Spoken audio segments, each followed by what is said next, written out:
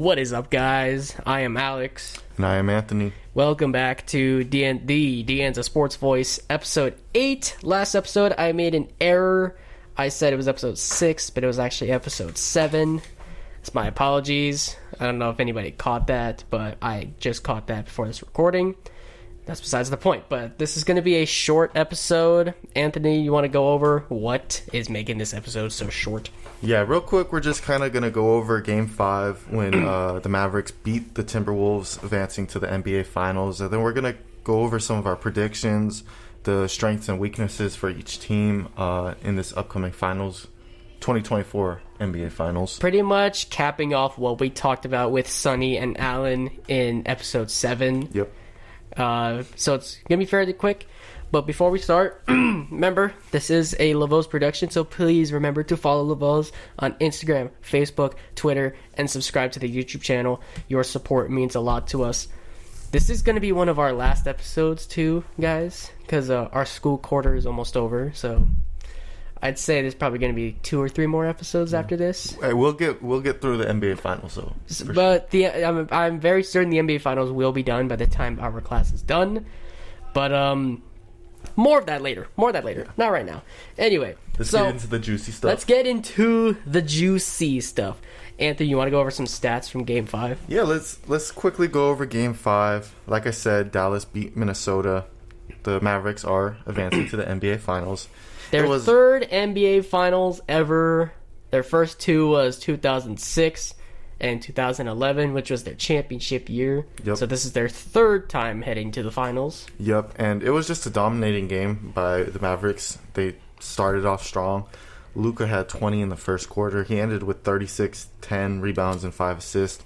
It was a great game by him and Kyrie, who also had 36 points, 5 assists, and 4 rebounds. They took the game early on. Yeah, Luka. You mentioned Luka had 20 in the first quarter. Minnesota as a team had 19 in the first quarter. So Luka by himself was single-handedly beating the Timberwolves, but this game was a blowout from the beginning. The Timberwolves had no way to come back. It wasn't like the Nuggets Game 7 where they were down 20 and they ended up coming back and winning. Yeah, it just seemed like there was no juice from the Wolves. Mm-hmm. Luka, Kyrie, and all of the great pieces around them really figured out this team. And one of the things I noticed was when Luka, or it was a great game plan by the Mavericks, Luka would come up the court and they couldn't double team him because he would start in the middle of the court. So if they double teamed him, all Luka had to do was pass it out, and it's a passing game, one less defender. Someone's going to get a wide open shot. Especially with how good their role players are. Like, first and foremost, you got Kyrie as your right hand man. Yeah. But it's like, even if you double team both of them somehow, you still got a great shooter in PJ Washington, a great inside scorer in Daniel Gafford, as well as Derek Lively, but he didn't play that much because he was injured. Yeah. And then you got injury in the middle of the game too. Yeah. And then you got Derek Jones, who's a good 3-point shooter and a pretty good slasher too. He's a pretty good dunker. And then some guys off the bench like Josh Green, and there's some other guy that I'm trying to think of. I can't remember. Jaden Hardy. Yeah, Jaden Hardy. And then, sorry guys, I'm a bit sick, so you're going to hear a bit coughing in the background. But, and then there's Maxi Kleber. He's coming off an injury, so he's a bit shaken. He's shaken off that injury, so he's not really as effective. But he's getting some time before the NBA Finals starts to recover more, because he's a decent 3-point shooter when healthy. Yeah, overall, I mean, it was a great series by the Mavericks. Obviously, that's shown by them winning in 5 games. I think one of the biggest pieces to this conference finals matchup between the Timberwolves and the Mavericks was Derek Lively and Daniel Gafford kind of controlled the paint and controlled the boards over Gobert. Over the Twin Towers, supposedly. Yeah. And the Defensive Player of the Year. And not to help, Anthony Towns and Gobert were getting in foul trouble as well. Not specifically this game, but just in general. The whole series. So it really made it difficult for them to keep them both on the floor and show their presence throughout the game. Karl Anthony Towns throughout the series was not a great shooter per se. He wasn't really attacking as well.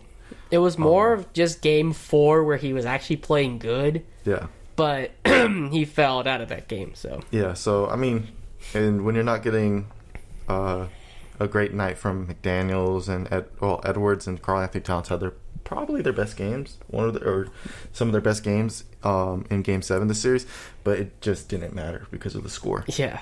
So, the Wolves have a great team. They had a great year, their best year in a very long time, 20 years. I'm very interested to see what happens this offseason just because they have so many players making so many big contracts, and with the new rules set up, I don't know how they're going to be able to pay everyone. So it's going to be very interesting if they try to offload Karl Anthony Towns' contract or what they try to do to really make this team more of a contender, being able to beat the Mavericks and whoever else comes back next year. So I think the biggest need for them is to get some offense, because yes, they had a great defense, but a little bit of that was overshadowed by how their offense isn't really good outside of generating points off turnovers. Yeah, because you could tell by this series that they were getting diced up on defense, and they weren't able to create enough stops. And a lot of their points comes off of getting stops. Because when they can force turnovers, that creates points. And like I said, most of their points comes off of the turnovers they force. So therefore, the less turnovers they force, the less points they can generate just off of pure playmaking offense. Yeah. At the end of the day, the Mavericks offense outplayed the Timberwolves defense. Yeah. And if they want to win series, they have to rely on their defense because they don't have enough offensive scores. I'm very curious to see how they'll try to attack that in the offseason. I've seen some rumors, which I don't think is going to happen just because they traded all their picks for Rudy Gobert. Yeah. But some people were trying to say, they'll go get Trae Young. I don't think so. But they're really going to have to find some key offense players, maybe some role players that could shoot really well from 3, some 3 and D players. That's pretty kind much of what I'm thinking. We will find out. Bright future for Minnesota. My prediction is down the drain because I said the Timberwolves would win the championship. That is out the door. So let's get to the actual finals matchup: the Dallas Mavericks and the Boston Celtics. Boston is in their 30th NBA Finals. I mean that's not entirely accurate, but it's close considering they have 17 NBA championships. But this is their second finals in 3 years. Obviously, they lost in the conference finals last year to Miami. Yeah, you're right. They lost in the conference finals last year, and then in 2022 they lost in the NBA Finals. To the Warriors. This is their second shot at the title since Jayson Tatum being drafted. They've been really close every single year, though. Conference finals or finals. Basically. Yeah, since Jayson Tatum got drafted, I think it was only 2 years where they didn't make the conference finals. If I remember correctly, it was 2019 in the second round. With the Kyrie. Kyrie's last year at Boston. And then 2021, they lost in 5 in the first round to the KD and Kyrie Nets, which obviously... which was the post-bubble year, but still COVID year. That was the year before they swept the Nets. Yeah, pretty much. In that exact same round, too. So that year, they nearly got swept by the Nets. The next year, they swept the Nets. So it's more of a revenge thing. But, anyway, what else do we got? Yeah, so let's just quickly go over predictions. I know we briefly discussed it in last episode, but you do have the Mavericks winning, right? I do. So today is Tuesday, June 4th. Game 1 of the NBA Finals is Thursday, June 6th. So 2 days from the recording of this episode. I don't know when this episode will be out because, there's a lot of things going on that I will not go over. So I don't know when this will be out. But Game 1 of the NBA Finals. Before we go over it, let's put our stamped-on predictions. Yes. Okay. What's yours? You go first. I want to see what you got. I got Celtics in 6. I think Luka and Kyrie are gonna. But who's gonna be Finals amazing MVP? Who's Finals MVP? Since you got Boston in 6, who's your Finals MVP? I'm gonna go. I think Tatum will be Finals MVP because I think that if they want to win the series, Tatum has to play really well. And I'm banking on him playing really well. People don't understand. He did play really well in the conference finals. I know it was against a banged-up Pacers team. But besides the three-point shot struggling, he was averaging over 30 points a game. I think so, too. 10 rebounds or something near there. And was just overall playing very efficiently besides the three-point shot. So if they want to win the series, Tatum has to play well. That's just my fair point. Now to my prediction. I got Dallas in 6. Dallas in 6. I got Luka Doncic winning his first NBA championship. Kyrie winning his second NBA championship. Obviously, we all know he won his first one in 2016 with LeBron and the Cavs. Yeah. I got him taking home his second ring. And then I got Luka winning Finals MVP. That's right. I'm also going to throw out exactly how this series is going to go in my eyes. Let's hear it. I got Dallas winning Game 1. Okay. Boston winning Game 2. Because I'm not going to go the other way around because Boston, for some reason, throughout this playoff run has had a thing of losing Game 2s, except for the conference finals. But I got Boston taking Game 2, Dallas taking Game 1, and then Dallas taking the next 2 on their home floor to go up 3-1. Boston taking a give me win in Game 5, and then Dallas closing it out on their home floor in Game 6, clinching a title on their home floor in front of the whole city of Dallas, and Luka being named Finals MVP. Fair. I got Boston winning Game 1, Dallas coming back tying the series.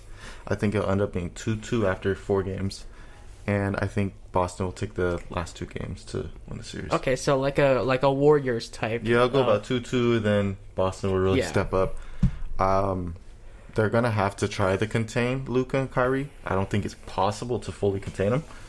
But I think the reason why I'm taking the Celtics is because, first off, Luka and Kyrie are going to get theirs. But it's about everyone around them. If Derrick Jones doesn't have a good shooting night, if PJ Washington doesn't have a good shooting night, and if Porzingis is back and can somewhat help with the rebounds. He is back. I did see Kristaps Porzingis. Like, as in, playing full-time. Okay, yeah. But yeah, Kristaps Porzingis, he's playing his first playoff game throughout this whole playoff run because he's been injured throughout the whole playoff run. But he's back for Game 1. And people forget that this is also a revenge series for Porzingis. This is a revenge series for like everyone. Kyrie versus the Celtics. Porzingis against the Mavs.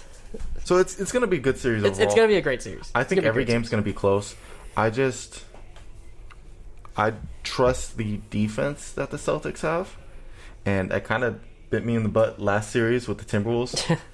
But overall, I think that the Celtics have a lot of defenders that could switch on to Luka and switch on to Kyrie, and they're first team all league defenders. Yeah, this is like the Timberwolves were amazing defense, but their star defenders was Rudy Gobert. And Jaden McDaniels. And that's not Rudy enough. Gobert gets abused in the playoffs. Yeah, Rudy Gobert has had a history of getting abused in the playoffs. Yeah, but, that's for another day. Yeah. So, that's quickly what I think. We tried to keep it, the episode as concise as possible. Yeah, there's really not much to talk about here, guys. And then for the upcoming episodes as well, there's not going to be much to talk about considering we are in the NBA Finals. There's not as many games to cover. And as well, we are coming to the end of our school quarter. So therefore, there's not that many episodes that we have to go over left. But this was episode 8 of the Anza Sports Voice from your hosts, Alex and Anthony. Yep. We appreciate you guys for watching these. Like I said, only a couple more episodes left before the grand finale. If you guys like this, then we would hope to bring it back sometime in the future. But just show your support to us, show your support to Lavos, everything, the publication. Yeah. And shout out to our editors as well. We love them. We're a family here, and none of this would have been possible without them. Anyways, guys, thank you so much. Peace. Peace.